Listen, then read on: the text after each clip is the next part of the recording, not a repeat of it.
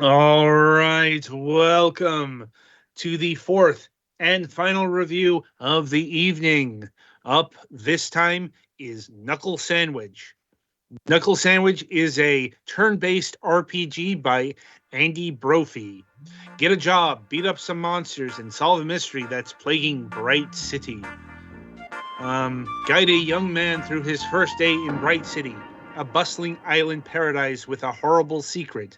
Find a new job, make new friends, and attempt to solve a mystery revolving around a ludicrous gang and a fanatical cult.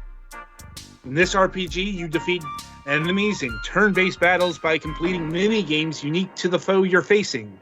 These mini-games are made up of a variety of challenges, including rhythm games, shoot-'em-ups, memory puzzles, and quick time events. Right. So those I played bullet a little bit points, too much Undertale. I'm like, yeah, that's a good way of putting it. I mean, lots of things are influenced by that. Yeah. This game is really influenced by Undertale. Also Earthbound. Also WarioWare. I'm like, this thing is fucking quirky. Yes, that is a good way of putting it. Because it's really kind of hard to talk about in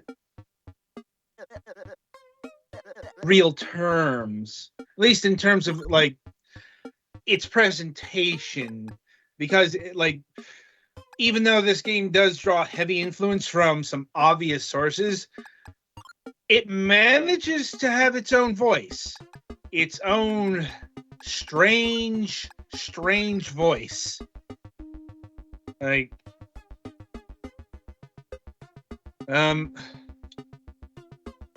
So in terms of the RPG mechanics, the mini games things, that's only partially true. Or rather, the whole completing mini games unique to the foe you're facing, that has to do with their special attacks.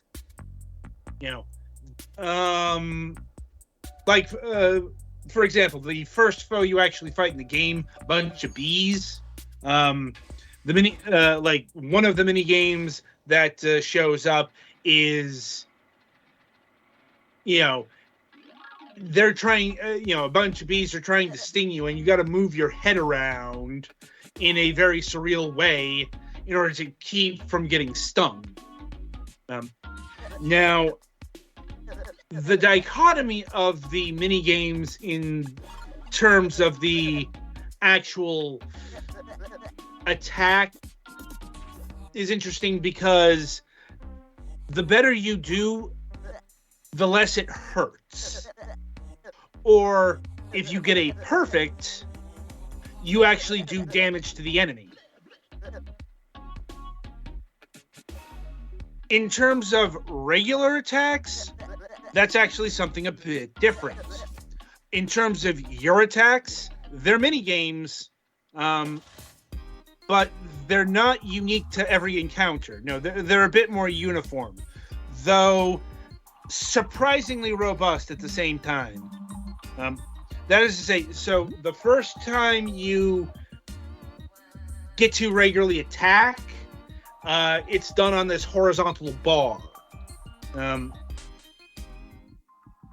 And the trick here is there is this color strip that's going back and forth, and your job is to get into the color strip. But there's some strategy here as well, because as the game will inform you when you actually get up to that point, the more to the right the meter is, the more damage you do. But there's another layer to this combat. There's also a white strip that's going back and forth in this colored bar. If you hit it on that white bar, that counts as your critical. And if you're outside the line, then you miss. And then this battle system adds another line to it. Like in the first major boss encounter, if I'm remembering correctly. Or maybe a bit before that. No, the boss encounter, that's where they add the bombs. See, with the second line, you can switch from one to the other. And before the bombs are introduced, it doesn't really do anything. Other than where the particular meter on that bar happens to be. Also, you can fast forward should you need to. But the thing is, tripping over one of the bombs will do damage to you. So you've got to maneuver your attack at the right place at the right time. And this is just one set of attacks, if you will. The next one is the circle combo, as I call it. This is much more rhythmically inclined, in the sense that you have to keep rhythm. I think I want to say this was in Undertale, but I know I've seen it somewhere before. It's where a meter goes around and around, and there's white circles, and you've got to press the button in time with those. And it goes faster and faster until you miss. I'm like, the final one of these combat systems I want to say that's a friggin' Mario RPG thing. It could be. Like Paper Mario.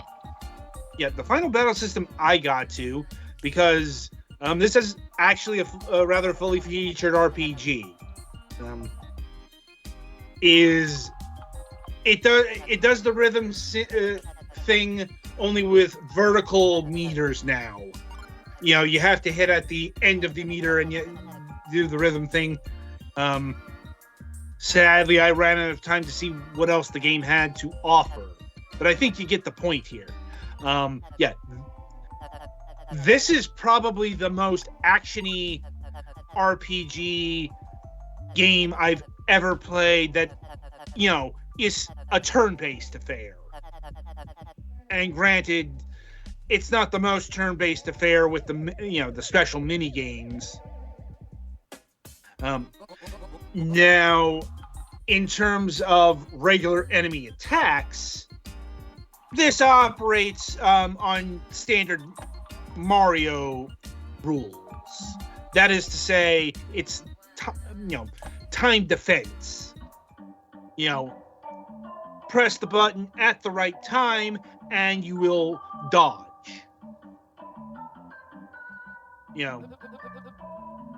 And it does not the same way as a Mario RPG does. Visual and audio cues. So a bit less special in that regard. And magical attacks, those are also connected to action mini games that depend, at least some of them. The ones that aren't are actually the ones that affect status. And those are their own quirky affairs. Their own horrible, horrible, quirky affairs. Fuck you, shocked condition. Because what that does is you get electrocuted and, I don't know, I guess your nervous system is suffering from neuropathy or something. Because, when you're actually doing the combat mini games, it'll fuck with the movement. Like you're being shocked. So basically, there's a lot going on in terms of combat. In terms of your party, your equipment, those are a lot more simplified to a point. Really, the considerations in terms of equipment come down to what you can hold. So what you have 2 hands and an accessory slot, and what you can hold in those hands, all sorts of things. Like, your main character will get a knife and maybe a CD-ROM. The CD-ROMs unlock additional magical spells. And both, the knife will take up 1 slot, and that will, generally increase your attack. It depends on the weapon. But there are many objects that will take up 2 hands. Like in the freezer dungeon, long story, you get a pair of snow gloves that increase your defense and allows you to defend against ice attacks. But it requires both hands, and unfortunately this game isn't adhering to real world circumstances. You can't equip gloves and other things at the same time. I'm guessing they're really both these snow mittens. And that's basically where the considerations of weaponry come into play. Also, and probably one of the more frustrating aspects of the game, is it decided to take the Earthbound limited inventory idea and fucking run with it. That is to say, you can only hold 8 items at a time. So you're going to be doing either a lot of... Sometimes that's an important balancing factor. I'm guessing that's the case here, but it's still no less annoying. Like, I'll be honest, I've never liked this mechanic. Like,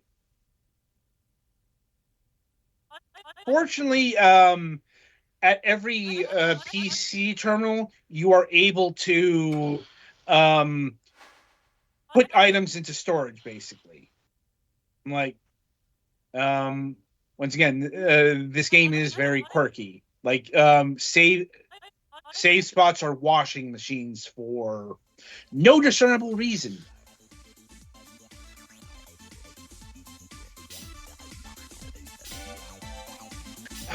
Let's see.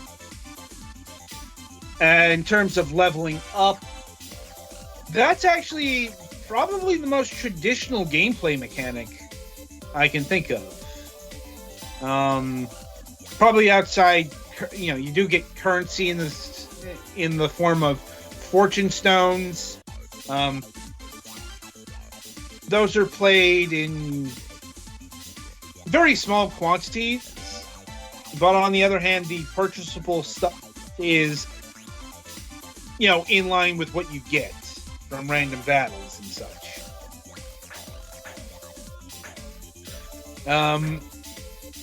In terms of like the overall, the overall plot and aesthetic, it's baseline 16-bit. This looks like Earthbound. Now, I think these mini games are supposed to be intentionally hard, because you're supposed to fail the job fair game show thing. Have I mentioned this game is fucking weird? Once or twice. Good, because it's gonna keep being brought up, because we haven't even gotten to the more how to frame this. They're like scenes out of an Anaglesic Productions game. I think that might only make sense to me. Like, until you actually see it. Like, instead of this 16 bits retro look, it'll go to low. There are dream sequences where it'll look like a PlayStation 1 game, basically. So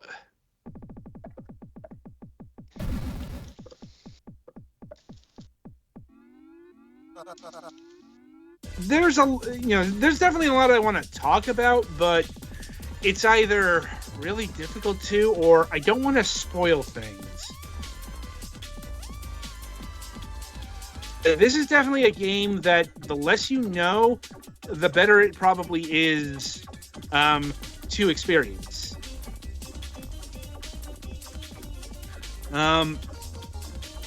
In terms of its musical design, probably the best game I've listened to all year in terms of review. Absolutely stellar soundtrack. I'm shocked that it's not available for purchase on Steam. Maybe it's on Spotify or something. No. In terms of pricing, this game will clock in at $20, which is a perfectly acceptable price for what you're getting here. Right, so any questions, comments, or concerns? I mean, I don't think there's anything I have that you'd be able to answer without. Probably not.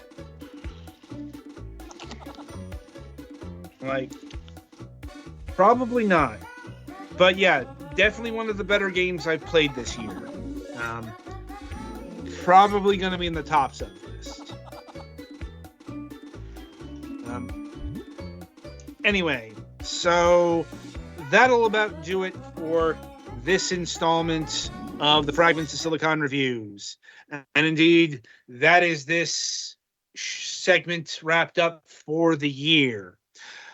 And indeed, coming up for the final broadcast of Fragments of Silicon in this calendar year, on Wednesday, December 20th, we'll be having Gabriel Serrano Rosabal of Frame 3 Studios on the program. They're the developers of games such as Cybo, Urban Farmer, Vimy, a mystery-solving visual novel, and Cisco Project. So look for that on Wednesday. And we do have a new episode of Moonhawk Studios Presents planned for Wednesday. Mac has assured me that this week he should be in a good enough place that we will actually have an episode this week. So hopefully that is the case. But until next time, I shall wish you good gaming.